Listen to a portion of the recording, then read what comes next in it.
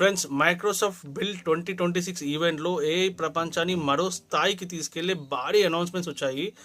ఇప్పుడు మైక్రోసాఫ్ట్ కేవలం open AI మీద ఆధారపడడం కాదు, తన సొంత ఏఐ మోడల్ను కూడా తీసుకొచ్చింది. అందులో ముఖ్యమైనది ఎంఏఐ థింకింగ్ 1 అని.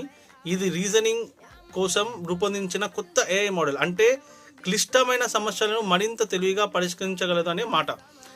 అంతేకాదు, విండోస్ 11 కూడా డెవలపర్స్ కోసం పూర్తిగా కొత్త రూపంలో మారబోతుంది. కొత్త డెవలపర్ ఆప్టిమైజ్డ్ మోడ్ ద్వారా అవసరమైన టూల్స్, సెట్టింగ్స్, స్క్రిప్ట్ అన్నీ ముందే సిద్ధంగా ఉంటాయి. దీంతో డెవలపర్స్ నిమిషాల్లోనే తమ వర్క్ను రెడీ చేసుకోవచ్చు. మరో ఇంట్రెస్టింగ్ విషయం ఏంటంటే, మైక్రోసాఫ్ట్ ఇప్పుడు ఏఐని క్లౌడ్లో మాత్రమే కాకుండా నేరుగా పీసీలోనే రన్ చేయాలనే దిశగా అడుగులు చేస్తుంది.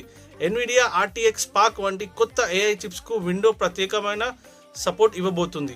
సింపుల్గా చెప్పాలంటే మైక్రోసాఫ్ట్ లక్ష్యం విండోస్ను ఏఐ కోసం బెస్ట్ ప్లాట్ఫామ్గా మార్చడం. మరి మైక్రోసాఫ్ట్ ఏఐలో ఓపెన్ ఏఐకి ప్రత్యామ్నాయంగా మారుతుందా?